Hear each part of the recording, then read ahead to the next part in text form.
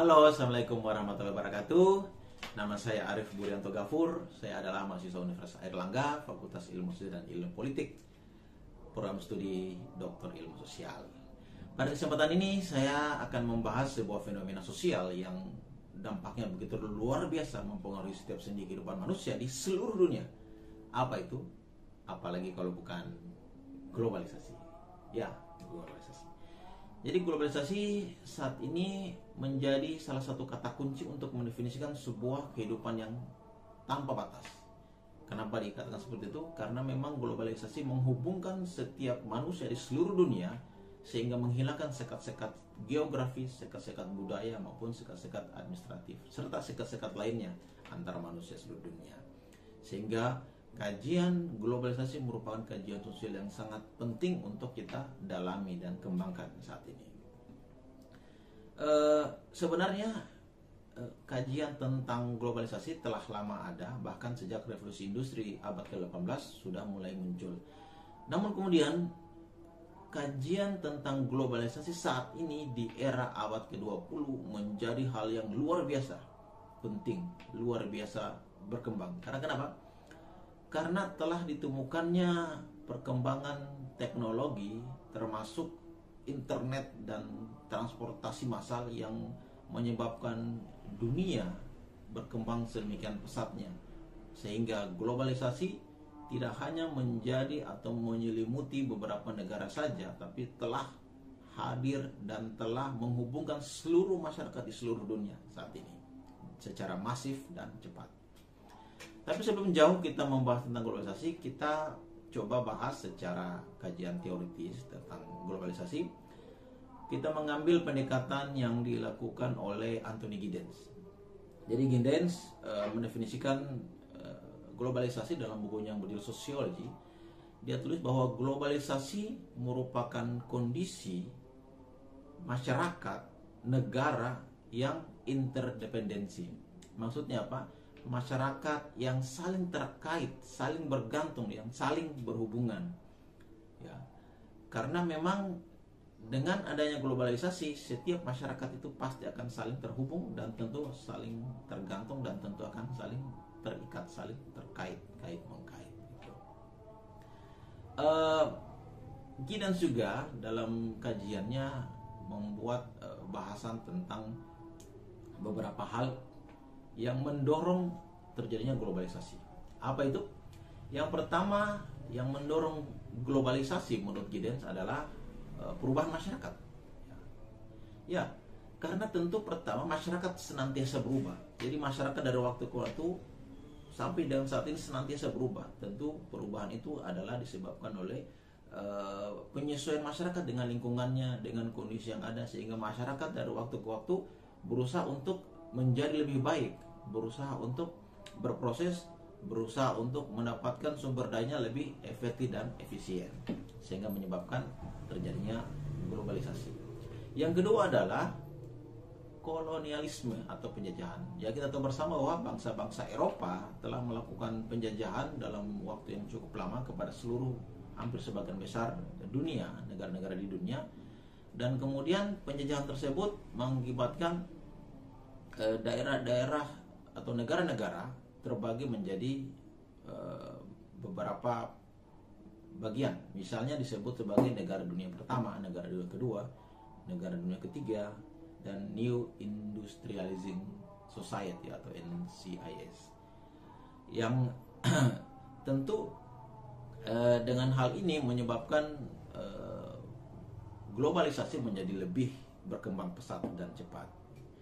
Yang ketiga adalah kemajuan iptek, kemajuan ilmu pengetahuan dan teknologi. Ya, tentu kita tahu bersama bahwa dulu ketika ditemukannya telepon masih berupa kabel optik yang kemudian jangkauannya juga masih sangat terbatas. Namun kemudian setelah ditemukannya internet yang menyebabkan luar biasa semua arus informasi, arus teknologi, menghubungkan orang berada di tempat terpelosok pun bisa saat itu juga bisa lebih cepat dan bisa lebih kuat gitu.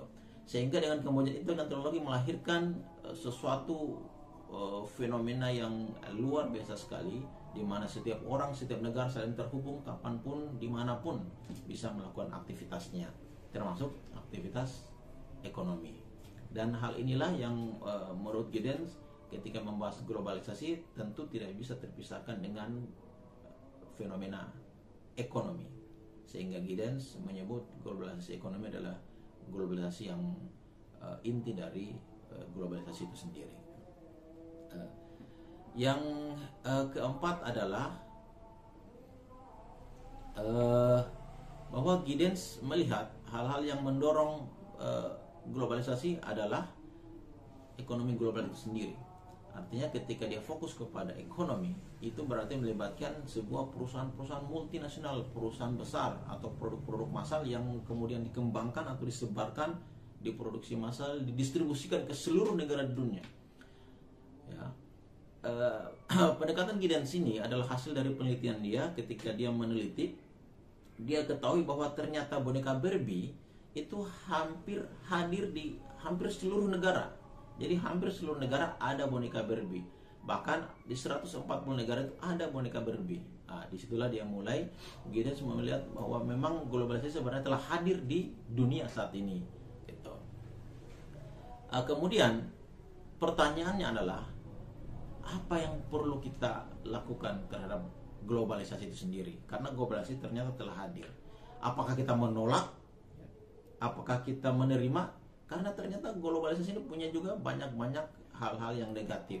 Di samping hal positif juga punya banyak-banyak hal-hal yang negatif. Dan ini kalau kita tidak cermat menghadapinya, kita bisa berbahaya. Ya. Beberapa hal dampak negatif dari globalisasi, yang pertama adalah globalisasi, khususnya globalisasi ekonomi ya. Globalisasi ekonomi ini menyebabkan tidak efektifnya penyesuaian ekonomi antar negara. Apalagi beberapa negara tertentu yang belum siap tentang globalisasi, pasti kestabilan ekonomi menjadi hal yang kondisi yang memprihatinkan di situ.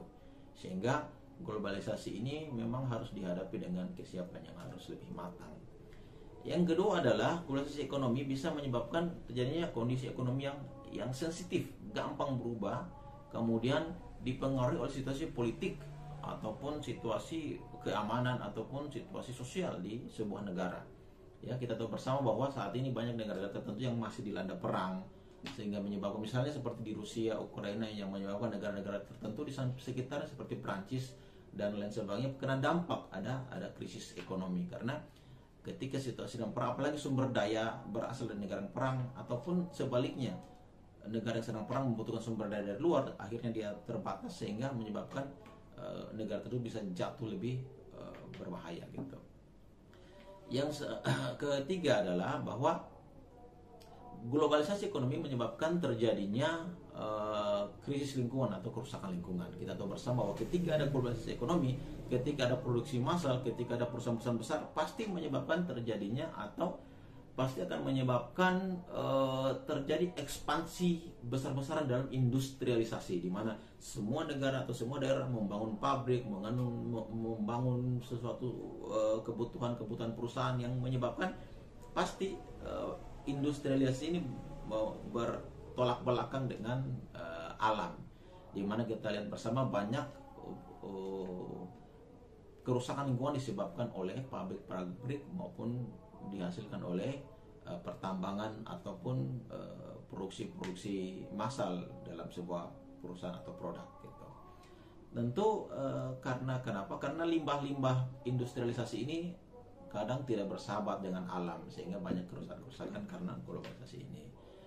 Yang keempat adalah globalisasi ekonomi menyebabkan adanya pendapatan per kapita yang tumpang tindih antara negara maju dengan negara berkembang gitu. Karena kenapa? Karena tentu dengan sistem harga yang kemudian berusaha disamakan di seluruh dunia, menyebabkan pendapatan per kapita masyarakat menjadi berbeda, karena telah digunakan standar yang berlaku secara nasional, sehingga daerah-daerah yang belum siap untuk itu bisa jatuh atau merosot. Kelima adalah adanya kesenjangan pendapatan yang tidak hanya terjadi dalam skala negara tapi juga berbagai kawasan. Kita bersama misalnya kawasan-kawasan tertentu yang menjadi daerah industri dan daerah-daerah yang bukan merupakan daerah industri menjadi lebih daerah industri menjadi lebih dominan, lebih berkembang, sehingga daerah-daerah yang lain menjadi lebih kecil, lebih tidak berkembang. Akhirnya gap atau kesenjangan antara negara, antara daerah itu menjadi lebih besar gitu. Di mana daerah yang kaya makin maju, yang terpencil makin dianggap miskin atau dianggap tidak maju gitu.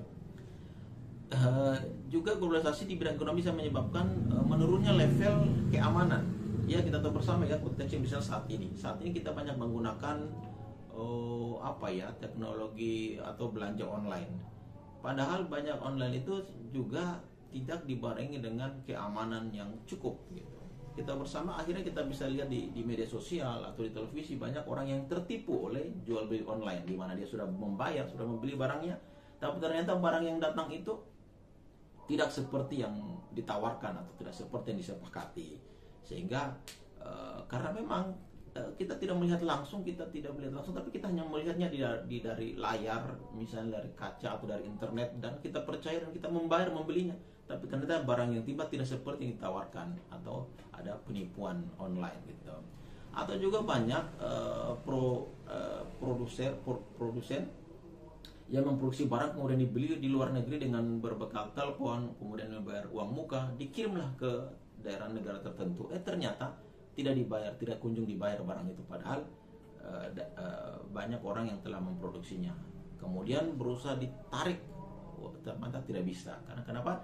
Karena memang perjanjian online itu tidak begitu baik di backup oleh regulasi yang kuat, sehingga menyebabkan keamanannya bisa menjadi atau dipertanyakan gitu.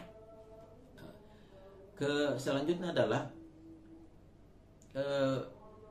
bisnis produk-produk luar negeri itu bisa membanjiri daerah-daerah kawasan lokal. Ini menyebabkan produk-produk lokal kita bisa tergerus oleh produk-produk internasional atau produk global. Ya, kita tahu bersama bahwa karena banyak masuk produk-produk yang luar negeri yang mungkin bisa jadi lebih berkualitas daripada produk lokal kita, akhirnya masyarakat lebih memilih yang berkualitas. Bahkan bisa jadi itu harganya lebih mahal, tapi orang karena menginginkan kualitas sehingga mereka membeli barang-barang dari luar negeri, sehingga barang-barang dari Indonesia itu menjadi tidak laku atau kurang minatnya. Yang terakhir adalah karena barang-barang ini banyak masuk barang dari luar, sehingga bisa menyebabkan orang-orang tertentu yang tidak siap, menjadi pasar dalam negeri menjadi jatuh, bisa menjadi merosot. Itu kalau bagi negara-negara atau bagi masyarakat yang tidak siap menghadapi globalisasi itu sendiri. Namun kemudian ketika kita melihat bahwa ternyata globalisasi itu punya banyak kekurangan, punya banyak dampak negatif, bagaimana dengan kita? Bagaimana kita di Indonesia? Bagaimana kita masyarakat biasa di negara ini? Melihat hal tersebut, saya kemudian dengan beberapa literatur yang kemudian kita dalami menawarkan beberapa pendekatan dan saran. Misalnya tapi kalau untuk saya sendiri secara pribadi menawarkan dua kelompok. Yang pertama adalah saran untuk pemerintah, yang kedua adalah saran untuk masyarakat itu sendiri. Bagi pemerintah, pertama adalah pemerintah harus bertanggung jawab untuk menyiapkan SDM yang kompeten atau kompetitif di bidang apapun itu, terutama di bidang pelayanan sumber daya manusia dan juga di bidang jasa, ya, tentu di bidang jasa, sumber daya manusia di bidang jasa, yang harus lebih kompeten dan kompetitif dalam menghadapi globalisasi. Tentu negara yang punya kewenangan di sini, negara yang bertanggung jawab membuat pelatihan atau apapun itu, ditunjang dengan regulasi yang menyebabkan sehingga masyarakat, sumber daya masyarakat itu siap menghadapi globalisasi. Kemudian pemerintah harus melaksanakan standarisasi dan sertifikasi bagi perusahaan-perusahaan, ya, untuk citra dan kesungguhan dalam kualitas produknya. Jadi negara juga harus membekali produsen di Indonesia agar bisa memproduksi sesuai dengan standar internasional, standar global, agar bisa bersaing dalam pasar global. Kemudian Nah, ini penting juga, paling penting, pemerintah harus membuat kebijakan yang betul-betul menutup keran-keran korupsi, kolusi dan nepotisme. Jadi pemberantasan tentang korupsi KKN itu harus lebih masif, harus lebih kuat dan di backup oleh aturan-aturan atau regulasi yang kuat, sehingga ketika korupsi hilang, insya Allah bisa membuat masyarakat lebih sejahtera. Anggaran-anggaran yang ada itu bisa kita berikan kepada masyarakat untuk menghadapi masa yang akan datang. Keempat adalah pemerintah juga harus mendorong masyarakat untuk menciptakan produk-produk yang kreatif, yang baik, yang bagus, yang bisa bersaing untuk global. Jadi tugas pemerintah terus membackup masyarakat agar masyarakat menciptakan produk-produk yang bisa berkualitas internasional atau global. Nah, sekarang bagaimana untuk kita sebagai masyarakat? Tentu untuk sebagai masyarakat saya menawarkan beberapa hal ya. Yang pertama, masyarakat itu dalam menghadapi globalisasi atau tidak tergerus oleh globalisasi, ada pertama mencintai produk-produk dalam negeri. Ya, jangan karena ada produk-produk dari luar.